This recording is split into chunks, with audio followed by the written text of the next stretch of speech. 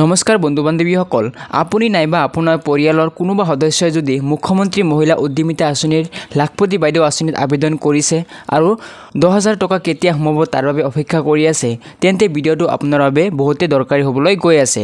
কাৰণ ইতিমধ্যে লাখপতি বাইদেউ আঁচনিৰ জিলাভিত্তিক ফাইনেল লিষ্ট প্ৰকাশ কৰিছে। কোনখন জিলাৰ পৰা কিমান মহিলাই পাব লাখপতি বাইদেউৰ 10,000 টকা। লগতে যিসকলৰ মেছেজ অহা নাই তেওঁলোকৰ বাবে আহিছে এটা গুৰুত্বপূৰ্ণ খবৰ। চ' ভিডিঅ'টো অকণমান স্কিপ নকৰি শেষলৈ চাই থাকিব। তাৰ লগতে আপুনি যদি আমাৰ চেনেল নতুনকৈ ভিজিট কৰিছে তেনেহ'লে এনেকুৱা ধৰণৰ অসম চৰকাৰৰ যিকোনো আঁচনি খবৰসমূহ আগতীয়াকৈ পাবলৈ অনুগ্ৰহ কৰি আমাৰ চেনেলটো এতিয়া ছাবস্ক্ৰাইব কৰি বেল আইকনটো প্ৰেছ কৰিবলৈ নাপাহৰিব। তো বন্ধু বান্ধৱীসকল, ইতিমধ্যে অসমৰ মুখ্যমন্ত্ৰী ডাঙৰীয়াই ঘোষণা কৰিছিল যে অসমৰ মুঠ 40 লাখ মহিলাই লাভ কৰিব লাখপতি বাইদেউৰ 10,000 টকা। কিন্তু এই আঁচনিখনত মুঠ 40 লাখ মহিলাই আবেদন কৰাই নাছিল। ইয়াতে মুঠ আবেদন কৰিছিল 39.67 লাখ।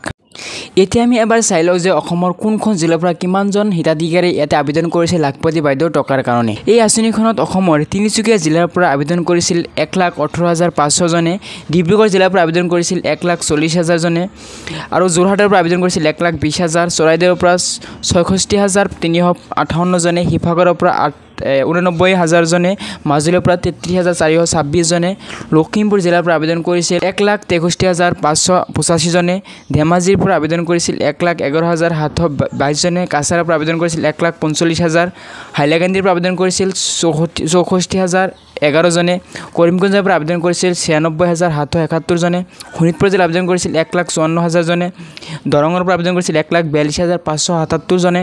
আৰু এনেকুৱাকৈ আপোনালোকে যদি চাই, গোলাঘাটৰ পৰা আবেদন কৰিছিল 1,57,435 জনে, বিশ্বনাথৰ পৰা আবেদন কৰিছে 1,19,000 জনে, হোজাইৰ পৰা 98,581 জনে, কামৰূপৰ পৰা 2,32,073 জনে, কামৰূপ মেট্ৰৰ পৰা আবেদন কৰিছিল 33,042 জনে, নলবাৰীৰ পৰা আবেদন কৰিছিল 1,16,843 জনে, মৰিগাঁৱৰ পৰা আবেদন কৰিছিল 1 লাখকৈ অলপ বেছি, গোৱালপাৰা আবেদন কৰিছিল 1,38,560 জনে, বজাৰীৰ পৰা আবেদন কৰিছিল 47,368 জনে, ধুবুৰীৰ পৰা পাব 2,15,564 জনে, বঙাইগাঁৱৰ পৰা লাভ কৰিব 1,08,500 জনে, চাউথ চালমাৰ পৰা লাভ কৰিব 67,353 জনে, চিৰাঙৰ পৰা লাভ কৰিব 63,738 জনে, কোকৰাঝাৰৰ পৰা লাভ কৰিব 1,27,556 জনে, ওদালগুৰিৰ পৰা লাভ কৰিব 1,30,706 জনে।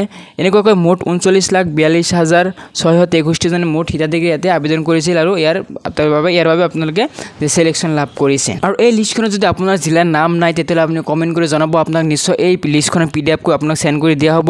আৰু যদি কিবা অধিক জানিব লাগে আপোনালোকে কমেণ্ট কৰি নিশ্চয় সুধিব পাৰে। আপোনালোকৰ প্ৰতিটো কমেণ্টৰ এনচাৰ দিবলৈ আমি চেষ্টা কৰোঁ সদায়। তো আজিৰ দ্বিতীয়টো গুৰুত্বপূৰ্ণ আপডেট আহিছিল যে যিসকল মহিলাৰ বাৰে বাৰে প্ৰশ্ন কৰি আছে বা কমেণ্ট বক্সত সুধি আছে যে আমাৰ মেছেজ অহা নাই কিয়, মেছেজ কিয় নাহিলে বা মেছেজ নাহিলে টকাখিনি পাম না নাই। ইয়াৰ ওপৰত ইতিমধ্যে আমাৰ এটা ডিটেইলছত ভিডিঅ' আপলোড কৰা হৈছে। আপোনালোকে যদি সেই ভিডিঅ'টো চোৱা নাই এবাৰ চাই ল'ব, ডিছক্ৰিপশ্যনত লিংকটো দিয়া আছে। আৰু এবাৰ কৈ দিছোঁ যে যিসকলৰ মেছেজ অহা নাই তেওঁলোকৰ যে ফৰ্মখিনি ঠিকে আছিল, বাকী গোটেইখিনি বস্তু ঠিক ঠাক আছিল, নিশ্চয় তেওঁলোকে টকাখিনি পাব, ইমান টেনশ্যন কৰিব নালাগে। তো আৰু যদি কোনো ধৰণৰ আপডেট আহে নিশ্চয় আপোনালোক জনাব চেষ্টা কৰিম। তো আজি আছিল এইখিনি গুৰুত্বপূৰ্ণ আপডেট। যদি ভিডিঅ'টো ভাল লাগে তেতিয়া লাইক কৰিব, কমেণ্ট কৰিব আৰু আপোনাৰ বন্ধু বান্ধৱীলৈ শ্বেয়াৰ কৰি দিব আৰু চেনেলটো ছাবস্ক্ৰাইব কৰিবলৈ নাপাহৰিব। তো লগ পাম নতুন এটা আপডেটৰ সৈতে। টিল দেন টেক কেয়াৰ, জয় অসম।